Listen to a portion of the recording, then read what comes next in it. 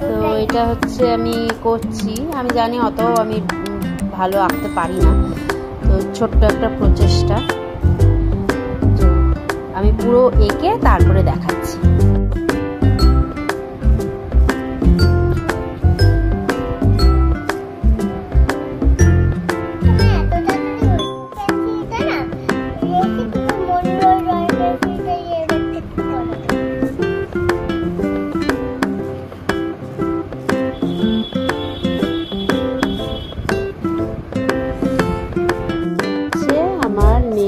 Project পুরো complete করলাম।